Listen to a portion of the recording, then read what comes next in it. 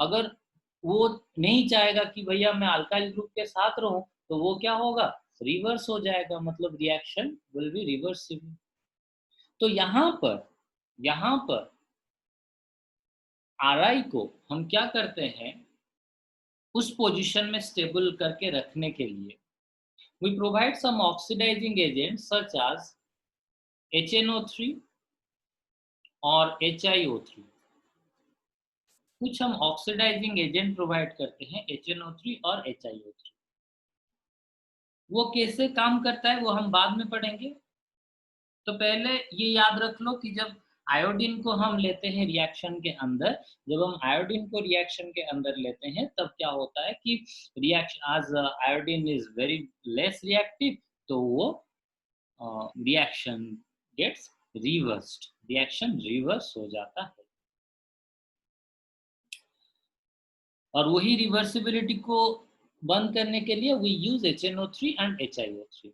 But ये तो हो गया हमारा अबाउट द Ri वगैरह के बारे में। दूसरा चीज ये देखो कि जब हम आयोडीन लेते हैं, एक चीज ये होता है, जो आयोडीन रिवर्सिबल होता है, देखो कोई रिएक्शन रिवर्सिबल होने के लिए होना क्या चाहिए, देखो ये Ri है, वाटर है और NaHSO4 है, तीनों का तीनों प्रोडक्ट यहाँ पर है। अगर तीनों का तीनों प्रोडक्ट वही एक जगह पर होंगे तभी जाके रिएक्शन बैकवर्ड डायरेक्शन में होगा। अगर मैंने इनमें से कोई एक को भी, मतलब Ri H2O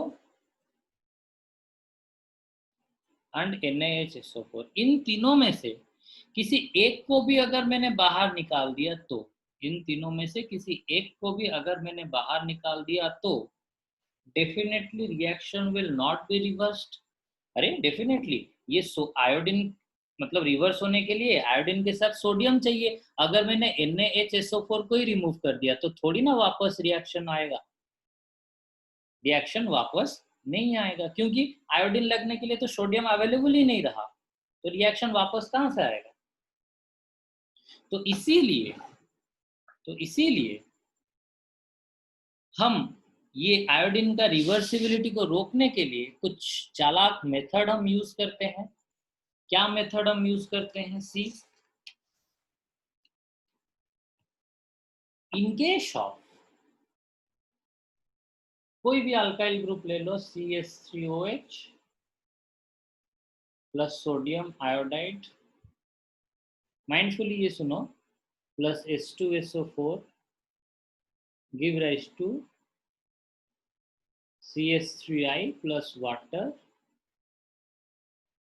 प्लस NaHSO4, यही देता है। जब कभी भी इसको मैंने, एक्चुअली क्या होता है देखो, जब प्रोडक्ट फॉर्मेशन होता है तो ये तीनों का तीनों कंपोनेंट, जो सोडियम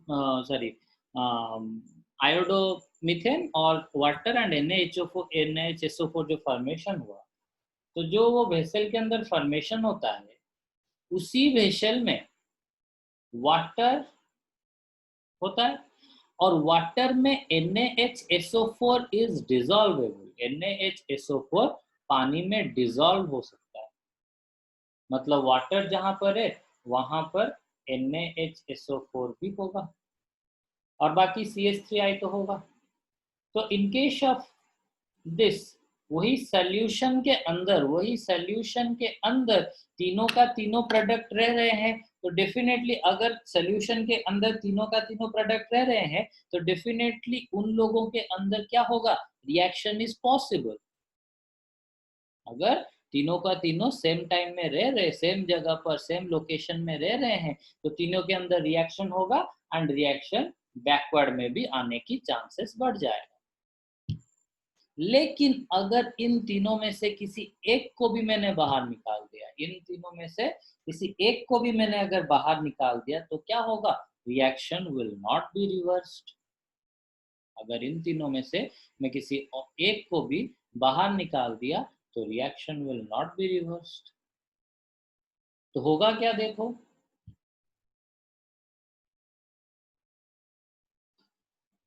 अगर मैंने CH3OH प्लस सोडियम आयोडाइड में कंसंट्रेटेड H2SO4 के जगह पर I have provided concentrated H3PO4, मैंने अगर वहां पर कंसंट्रेटेड H3PO4 दे दिया तो क्या होगा देखो, अगर मैंने वहां पर कंसंट्रेटेड H3PO4 दे दिया तो होगा ये कि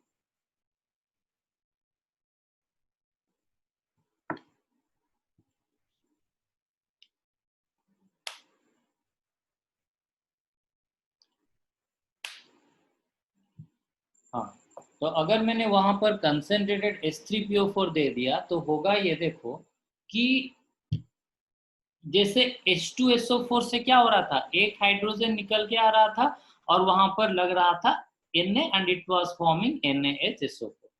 तो यहाँ पर उसी तरह कंसंट्रेटेड H3PO4 में अगर सोडियम कनेक्ट हो गया that will converted into NaH2PO4 और एक H प्लस रिमूव हो जाएगा, जो H प्लस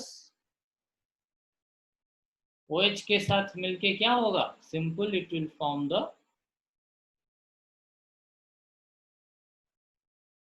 वाटर। जब वो H प्लस OH के साथ मिल जाएगा सिंपल इट विल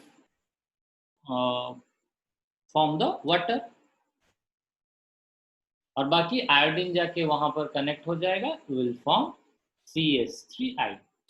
तो होगा क्या कि यहां पर प्रोडक्ट के केस में फॉर्मेशन हुआ NaH2PO4, आयोडोमिथेन एंड वाटर। तो आप बोलो कि सर यहाँ पर भी तो वही फॉर्मेशन हुआ था, बस NaHSO4 फॉर्मेशन हुआ था, यहाँ पर फॉर्मेशन हो गया NaH2PO4, यही तो सर डिफरेंस है। लेकिन यही डिफरेंस की वजह से क्या होता है ना, NaH2PO4 is water insoluble. NaH2PO4 जो होता है वो वाटर इनसॉल्युबल होता है। क्यों होता है मैं आपको बताऊंगा। तो देखो जो NaH2PO4 होता है इट प्रेसिपिटेट्स, वो सॉल्यूशन में नीचे बैठ जाता है और ऊपर कौन रह जाता है, CH3I एंड वाटर। तो आप देख सकते हो अभी सॉल्यूशन के अंदर रहा कौन, बस आयोडोमिथेन एंड वाटर। जो NaH2PO4 था वो नीचे रह गया, वो प्रेसिपिटेट हो गया। तो डेफिनेटली अभी वो NaH2PO4 रिएक्शन में इन्वॉल्व ही नहीं होगा। जब वो रिएक्शन में इन्वॉल्व ही नहीं होगा तो क्या होगा, reaction will not be reversed, reaction अभी रिवर्स नहीं होगा। क्लियर? आई थिंक ये आपको समझ में आ गया कंप्लीटली। बाकी why H3PO4 is not soluble in water, why HSO4 is soluble in water, मैं आपको बता देता हूँ। आपको एक चीज याद होगा, मैं हमेशा बोलता हूँ लाइक डिसॉल्व्स इन लाइक, मतलब आयोनिक कंपाउंड और आयोनिक सल्यूट और आयोनिक द्रव्य आयोनिक सॉल्वेंट या फिर आयोनिक द्रव्यों को भीतर डिसॉल्व नहीं करेगा। मतलब ionic solute can be dissolved in ionic solvent and covalent solute can be dissolved in covalent solvent. Like dissolves in like. Ionic solute is not dissolvable sir in water क्या है sir? water. Water आयनिक water तो covalent है। Water आयनिक है, normally polar structure है उसका। अरे obviously both covalent property and ionic property both रहता है, लेकिन जो डोमिनेंट होगा वाटर के केस में आयनिक प्रॉपर्टी और पोलर प्रॉपर्टी क्या होता है, डोमिनेंट होता है। जैसे कि आप देख सकते हो ऑक्सीजन है यहाँ पर, तो यहाँ पर आप देख सकते हो this one is delta minus, hydrogen is delta plus. तो this gives rise to a plus minus behaviour. यहाँ पर ये एक प्लस माइनस बिहेवियर शो कर रहा है। तो प्लस माइनस बिहेवियर शो करने की वजह से क्या होगा ना, जो H2SO4 होगा, आपको पता है कि it is 2H plus SO4 minus 2. So definitely SO4 minus 2 will be attracted towards the hydrogen and 2H plus will be attracted towards the oxygen and they will have a interactive force. तो उनके अंदर एक interactive force रहेगा, उनके अंदर एक attraction force रहेगा। सो जो H2SO4 है या फिर NaHSO4 है can be dissolve in the water, वो वाटर के अंदर डिसॉल्व हो सकते हैं। लेकिन अगर हम H3PO4 को देखेंगे, मैंने आपको शुरू से ही बताया था, शुरू से मतलब last year, H3PO4 is quite covalent in nature. इसमें कोवेलेंट प्रॉपर्टी ज्यादा होता है, इसमें पोलर प्रॉपर्टी होता ज्यादा नहीं है। तो आज इस केस में H3PO4 के केस में इतना ज्यादा पोलर प्रॉपर्टी नहीं होता है। आज H3PO4 के केस में इतना ज्यादा पोलर प्रॉपर्टी नहीं होता है, तो डेफिनेटली वो क्या होगा, वाटर के अंदर, वाटर और उसके अंदर कुछ भी अट्रैक्शन फोर्स नहीं रहेगा। कुछ भी अट्रैक्शन फोर्स ना रहने की वजह से क्या होगा, they will not react with each other and H3PO4 will not be dissolvable inside water. उसको डिसॉल्व करने के लिए हमको कुछ नॉन पोलर सॉल्वेंट चाहिए, such as benzene, acetic acid, ethanol, etc. etc. So I hope you all have been quite clarified about the formation of haloalkane from the alcohol. Next हम और एक मेथड को आते हैं, अल्कोहल से हालोअल्केन preparation के और एक मेथड को आते हैं। तो भैया और एक मेथड है क्या, देखो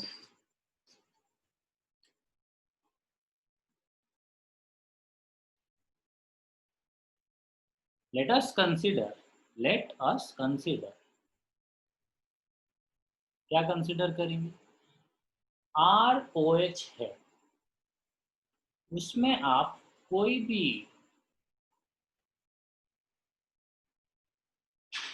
भी फॉस्फोरस ट्राइहैलाइड दे दो, मतलब हालोजन की जगह पर क्लोरीन लगा दो, हालोजन की जगह पर ब्रोमीन लगा दो, हालोजन की जगह पर आयोडीन लगा दो, कुछ भी लगा दो। जो X से हालोजन है, X stands for chlorine, bromine, iodine, तो होगा क्या ना, जब कभी भी ये रिएक्शन होगा, it will form simple, it will act as a halogen donor, वो एक हालोजन डोनर की तरह काम करेगा and it will convert it into RH plus H3PO3. If you balance the reaction, it will be 3, it will be 3. लेकिन अगर हम ROH plus PX5 लेंगे, ठीक है, ROH plus PX5 लेंगे, तो उस कंडीशन में एक छोटा सा डेविएशन आ जाएगा, एक छोटा सा डेविएशन उस कंडीशन में आ जाएगा ना। होगा क्या ना, देखो यहाँ पर for halogen we can only use the chlorine, हम यहाँ पर ब्रोमीन और आयोडीन यूज नहीं कर सकते। क्यों नहीं कर सकते ना, आपको पता है कि down the group atomic size increases, तो क्लोरीन के हिसाब से bromine and iodine has more atomic size, bromine और आयोडीन का एटॉमिक साइज क्या होता है, क्लोरीन के हिसाब से थोड़ा सा ज्यादा होता है, अबे होता है या नहीं। तो सिंपल, अगर हम इसका स्ट्रक्चर करेंगे, जो PCl5 या PCl5 का स्ट्रक्चर होता है, अच्छा Priyanka, what is the structure of PCl5? मैंने बॉन्डिंग में आपको बताया था, बोल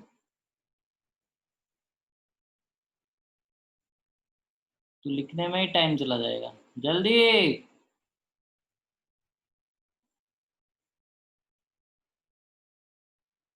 हाँ, नेट से सर्च करके देखने से क्या होगा, बट बताओ।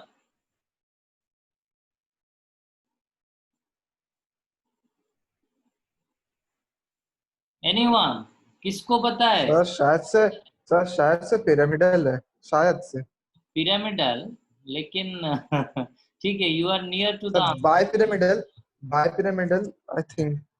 बायपिरामिडल, हाँ you are near to the answer, और थोड़ा सा नजदीक। याद नहीं आ रहा है सर, याद नहीं आ रहा है सर, इट इज इतना सर्च नहीं ट्रायंगुलर मारना तो। बायपिरामिडल।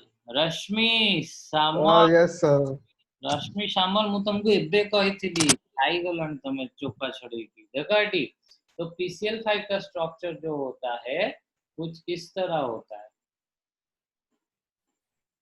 ऊपर एक क्लोरीन और नीचे एक क्लोरीन, ठीक है। तो this one is triangle and it forms the pyramid shape, triangular bipyramidal. तो आज phosphorus, no Priyanka, no sir, pyramidal, no, it is triangular bipyramidal. Priyanka, it is triangular bipyramidal. Okay, you can see in case of PCl5,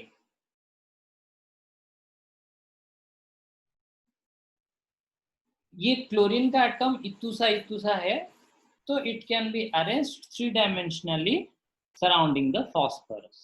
but अगर हम bromine को लेंगे, यहाँ पर मैंने बताया कि हम सिर्फ क्लोरीन को लेते हैं, why we not consider the bromine. Actually bromine का साइज क्या होता है कि बहुत ही बड़ा होता है। तो डेफिनेटली एक फॉस्फोरस के चारों तरफ ऐसे छोटे छोटे जो बड़े बड़े ब्रोमीन होते हैं, ऐसे अरेंज करना पॉसिबल नहीं है, क्योंकि वो एक दूसरे के ऊपर ओवरलैप कर जाते हैं। तो आज वो लोग सब एक दूसरे के ऊपर ओवरलैप कर जाते हैं, तो definitely it is not possible to form PbR5।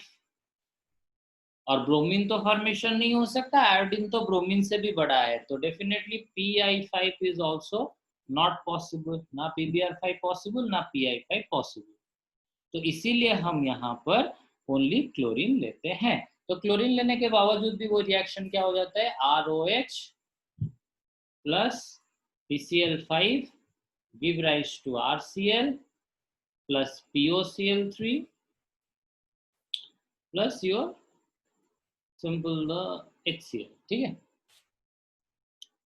अच्छा एक चीज देखो कि हमने तो इस मैकेनिज्म में ब्रोमीन या फिर आयोडीन को ऐड नहीं कर पाए, तो हमको करना क्या है, उनको ऐड करने के लिए आपको यूज करना है रेड फॉस्फोरस के प्रेजेंस में रेड फॉस्फोरस। अच्छा बेटा Priyanka, what is red phosphorus formula? Anyone can tell me what is the formula of red phosphorus? और रेड फॉस्फोरस के बारे में मैंने आपको बताया भी था ऑलरेडी। रेड फॉस्फोरस के बारे में it is a very interesting thing actually. Sir phosphorus chain sir, chain chain structure था सर, याद नहीं आ रहा है चेन बट बताए थे। स्ट्रक्चर, लेकिन वो किस केस में, मतलब डेली यूज करते हैं, आप सब डेली यूज करते हो उसको। सर सिंदूरा। सिंदूर, गुड, ठीक है। जो रेड फॉस्फोरस सर होता है, सिंगल रेड फॉस्फोरस होता है। हाँ जो सिंदूर होता है that is actually red phosphorus. मैंने फर्स्ट ईयर में बताया था सलभ, ठीक है। वो जो सिंदूर होता है that is actually red phosphorus, ठीक है, P4O10। तो वो जो रेड फॉस्फोरस होता है, सिंपल रेड फॉस्फोरस के प्रेजेंस में आप क्या करो, क्लोरीन या फिर ब्रोमीन या फिर आयोडीन कुछ भी डाल दो, ठीक है। रेड फॉस्फोरस के प्रेजेंस में आप अगर क्लोरीन, ब्रोमीन और आयोडीन कुछ भी डाल दोगे, then the reaction will continue and it will form simple RCl POCl3 plus HCl, और इट विल फॉर्म RBr। मतलब अगर ब्रोमीन दोगे, रेड फॉस्फोरस के प्रेजेंस में अगर ब्रोमीन दोगे, RBr plus POBr3 plus HBr। अगर आयोडीन दोगे that is Ri plus POI3 plus HI, ठीक है। Okay, that's all about today's class. तो नेक्स्ट क्लास हम प्रिपरेशन कंप्लीट करेंगे जितना भी टाइम लगे, ठीक है। So I think I just have uploaded your last class जो 3 जुलाई का था, वो मैंने अपलोड कर दिया है, तो you should better go through that. आप एक के बाद एक थोड़ा सा पढ़ लो, ठीक है।